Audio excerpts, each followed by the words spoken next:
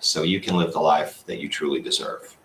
I want to talk today about dealing with collection agencies and original creditors versus dealing with credit bureaus, okay? I want to start by saying the difference between validation and verification of debt is who does what. So credit bureaus verify derogatory account credit report. So when you're looking for debt verification, you're going to send letters to your dispute letters to the credit bureaus are going to ask for verification and all the details in that account. When you dispute directly with collection agencies or creditors, you're asking for validation of the debt. You do this via the means of a letter that we call the 623 letter. And it's called the 623 letter because it comes from section 223 of the Fair Debt Collection and Practice Act, which covers what creditors and collections can do to try to get their money back.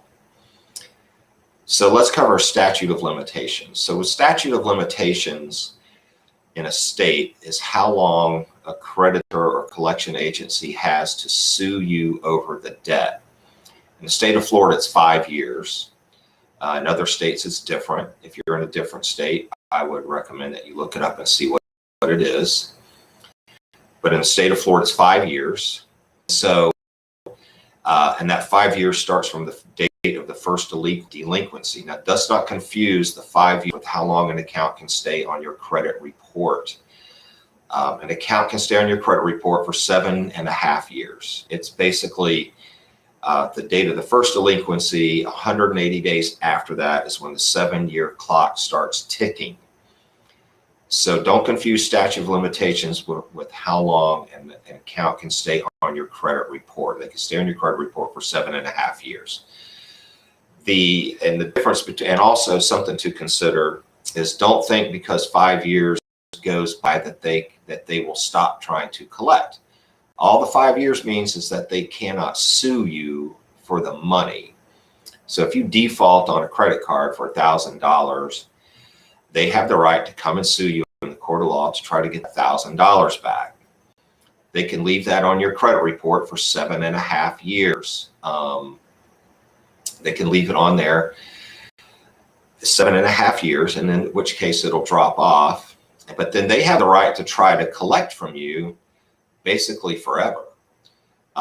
Just because the statute of limitations is gone, that does not mean that they will stop trying to get some money out of you. So like 8 years could go by, statute of limitations went away at 5.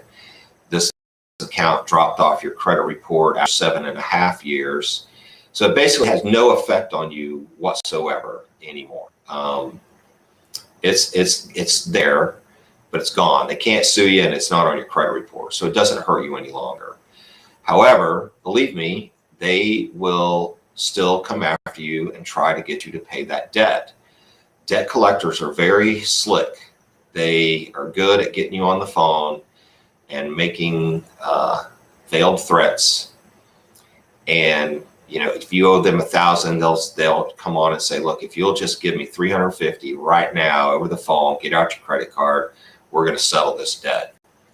You don't need to do that because it's not on your credit report and they can't sue you. So don't give them a penny. Okay. If any of you are thinking about paying any collections whatsoever, please call me and talk to me about that before you do so, because you know I have another chapter that's all about you should never pay unit. So let's talk about, okay, so verification. Credit bureaus verify, collection agencies and creditors validate.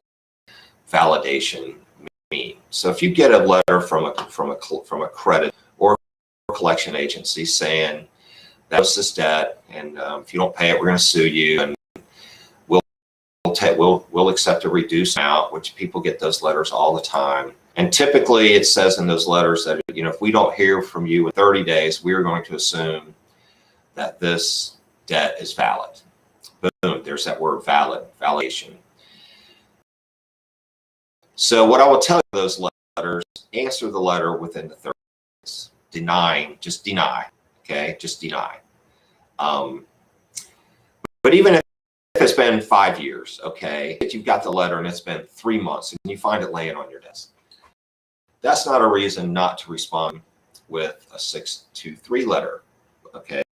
So the 623 letter is asking them to validate the debt, whether it's the original creditor or a collection agency. Let me explain the difference between the two.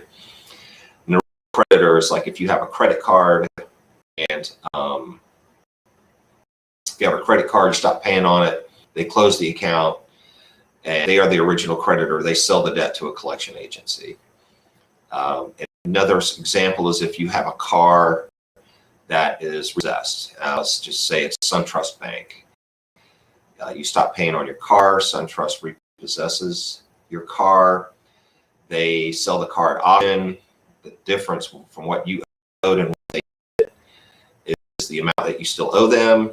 They sell that debt to a collection agency. That's what they do.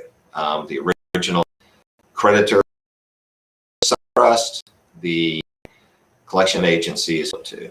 That's the difference between the two. The way you deal with them is a little bit different between the two, okay?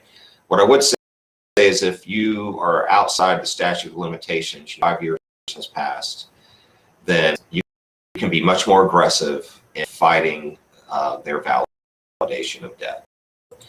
Validation of debt, what we're going to call this letter, because again, it comes from Section 623 of the Fair Debt Collection Practices Act, is where you're going to ask them to validate the debt. You're going to send them a letter that says, you know, I got a letter from you saying I owe this debt.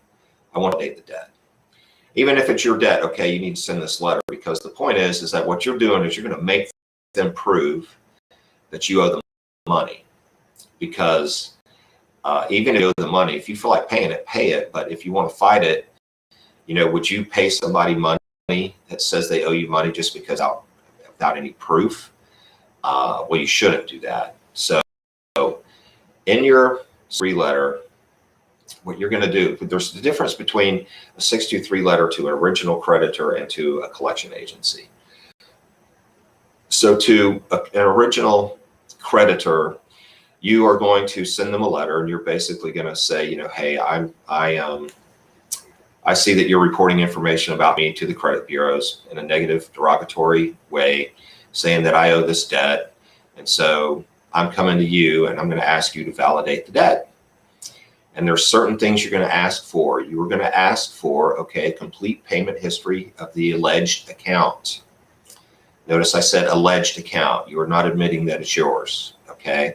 You're not claiming fraud and you're not claiming identity theft. Remember, you never ever do that unless it's true. You're just saying the alleged debt, all right? You're going to ask them for them to prove the date of the last payment and the charge-off date. Remember, this is for the original creditor. You're going to ask them for a contract or an agreement with a signature, and you're going to ask them for a 1099 or other proof that this account was charged off. A 1099 is basically if an account gets charged off, typically a creditor, you have to claim that as income on income taxes. And typically a creditor is going to send you a 1099 saying we charged this off, but you never paid it, therefore you have to pay taxes on it. That's basically what that means. They're impugning that as income to you because you never paid it off. Most often what you're going to get back from them is you're going to get back they will send you back the complete payment history of the alleged amount. They'll send you back this big fat packet. It's got 100 pages in it, and it'll have every bill they ever sent you. Let me be perfectly clear, okay? Sending back the billing with no signatures, no contract, is not validation of debt. That's clear. It is not, and that's clear that the FTC Fair Trade Commission supports that opinion, and it is definitely the way it is. Okay. So there's also a little bit of a difference between what you're going to do if you're sending this to a collection bureau instead. There's small differences, and I'm going to tell you what they are here in just a minute. At any rate, you completely understand that the sending back a big fat packet with all your past bills in it is not validation of debt. Quite frankly, a lot of times they'll send back a letter that matches in your address, saying here's proof that this is your debt. That is not. That is also not validation of debt. Okay. Typically, what really constitutes validation is a contract with your signature on it. And if you ever had to fight them in a court of law, you're going to need to prove that you asked for that contract and they do you. So, but it is very clear that the Fair Credit Reporting Act and the Fair Debt Practices Act does not let them get away with just sending you back your billing. They need to send you a contract with your signature on it. Okay, remember that. So a 623 letter, a collection agency is going to be a little bit different. Still going to ask them to validate the debt, but there's going to be a couple different things that you're going to ask for here instead of what for with the original creditor. It's just a little bit different. So with when you're sending the 623 letter to a collection agency, you're going to again state that the debt is alleged. You're not just going to admit that it's yours. You're also not going to claim fraud or identity theft ever, unless you are actually a victim. I can't say that enough. Okay, please don't do that unless you are actually a victim of that. But in the collection, if you're sending the 623 letter to a collection agency, you're going to ask for the complete payment history of the alleged amounts. You're going to ask for validation line by line of the date of last payment and the charge off date. Okay. You're going to ask them for the contract or the agreement with your signature. But instead of asking for a 1099 of the charge off, you're going to ask them for a letter of sale or assignment from the original creditor. What this is when they sell that debt, somewhere there's a document that proves that they sold this debt, that they purchased this debt from the original creditor. Okay, those are all things that you're going to ask for when in the 623 letter. We're going to talk tomorrow about cease and desist letters, what go in those as you are disputing directly with credit bureaus and collection agencies. I tell you, I love cease and desist letters because I hate collection agencies, and I really love beating them at their own game. So that's it for today. That's the 623 letter. We're going to talk about cease and desist letters tomorrow. And with that being said, I want you all to have a good day. I hope you're learning something here, and I hope this is helpful with helping you have better credit. So as always, what do we say? Peace, love, and good credit. I will see y'all soon.